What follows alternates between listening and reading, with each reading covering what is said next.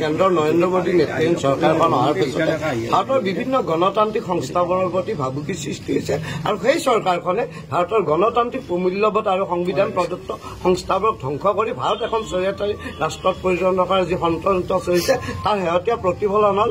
লোকসভা আৰু ৰাজ্যসভাৰ 142 জনতকৈ সাংসদক শেহতীয়াভাৱে বহিষ্কাৰ কৰাৰ ফলত আৰু তাৰ পাছত 142 জন সাংসদক বহিষ্কাৰ কৰি শেহতীয়াভাৱে কেন্দ্ৰীয় চৰকাৰখনে বিভিন্ন অধ্যাদেশ এই লোকসভা ৰাজ্যসভাত পাছ কৰিছে। ইয়াৰ পৰা প্ৰত্যাহ্বান হয় যে অনাগত দিনত কিন্তু এই চৰকাৰখনে বিজেপি নেতৃত্বাধীন চৰকাৰখনে ভাৰতৰ জনসাধাৰণ বিৰোধী শূন্য কৰি স্বেচ্ছাচাৰীভাৱে তেওঁলোকে বিভিন্ন অধ্যাদেশ আনি ভাৰতৰ জনসাধাৰণক স্বেচ্ছাচাৰী শাসন জাপি দিব বুলি আমাৰ অনুমান হৈছে আৰু তাৰ প্ৰতিবাদত শেহতীয়াভাৱে 142 জনতকৈ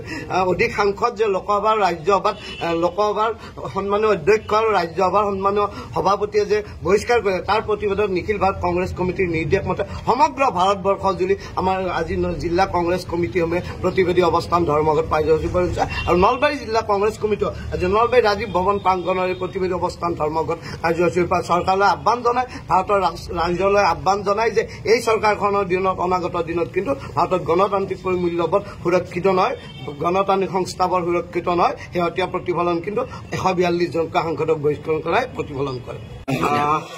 সৰ্বভাৰতীয় পৰ্যায়ত আমাৰ নিখিল ভাৰত কংগ্ৰেছ কমিটিৰ নিৰ্দেশ মৰ্মে ভাৰতবৰ্ষৰ প্ৰতিখন জিলাত আজি আৰু ৰাজ্যিক পৰ্যায়ত প্ৰতিবাদী কাৰ্যসূচী ল'বলৈ দিছে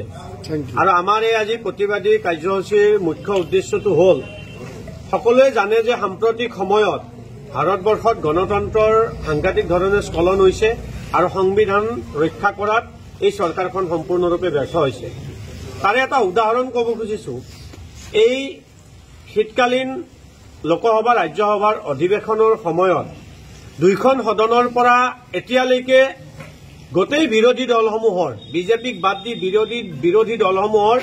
প্ৰায় 142 জনকৈ সাংসদক এতিয়ালৈকে সংসদৰ পৰা বাহিৰত ৰাখিছে বহিষ্কাৰ কৰি ৰাখিছে। এয়া গণতন্ত্ৰৰ বাবে শুভ লক্ষণ নহয়। এই লোকসভাৰ সাংসদসকলক ভাৰতবৰ্ষৰ ৰাইজে প্ৰত্যক্ষভাৱে ভোটদান কৰি জয়ী কৰাইছে যাতে সেই নিজৰ নিজৰ সংসদীয় সমষ্টিৰ সমস্যাসমূহ আৰু নিজৰ অঞ্চলৰ জিলাখনৰ সমস্যাসমূহ সংসদত উপস্থাপন কৰিব পাৰে। ৰাজ্যসভাৰ সাংসদসমূহক পৰোক্ষভাৱে হলেও জনসাধাৰণে নিৰ্বাচিত কৰিছে আৰু সেই সাংসদসকলৰো গুৰুত্বপূৰ্ণ ভূমিকা থাকে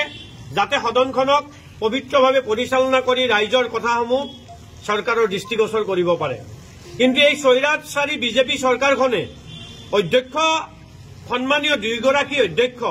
লোকসভা আৰু ৰাজ্যসভাৰ দুয়োগৰাকী অধ্যক্ষলৈ আমাৰ প্ৰশ্ন যে অধ্যক্ষক এটা স্বতন্ত্ৰ এখন চেয়াৰ বুলি কয় সেইটো সকলোৱে ৰেছপেক্ট কৰে কিন্তু দুইখন সদনৰ দুয়োগৰাকী সন্মানীয় অধ্যক্ষই নিজৰ মৰ্যাদা হানি কৰিছে আৰু দুয়োগৰাকী অধ্যক্ষই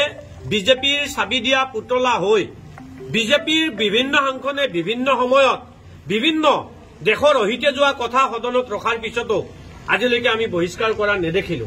কিন্তু সৰু সৰু কিছু ইছ্যু আৰু কিছু কথাত দেশৰ জনসাধাৰণৰ হকে মাত মতা কিছু সাংসদক কিছু নহয় 142 জনতকৈ অধিক সাংসদক যোৱাকালি আৰু কৰিছে এইটো তথ্য যোগ হ'ব। আজি এই সাংসদসকলক আমাৰ সদনৰ পৰা বহিষ্কাৰ কৰি ৰাখি গণতন্ত্ৰৰ যি স্খলন কৰিছে সংবিধান ৰক্ষাৰ ক্ষেত্ৰত যি বিজেপি সম্পূৰ্ণৰূপে বিশেষকৈ অধ্যক্ষ দুজনক কৈছো মই যি ধৰণে বিফল হৈছে এয়া কিন্তু গণতন্ত্ৰৰ প্ৰতি ভাবুকি। আমি আশা ৰাখিম যে যিসকল সাংসদক বিনা কাৰণত পবিত্ৰ সদনৰ পৰা বঞ্চিত কৰি ৰখা হৈছে তেখেতসকলক সদনত পুনৰ ৰিইনষ্টেট কৰক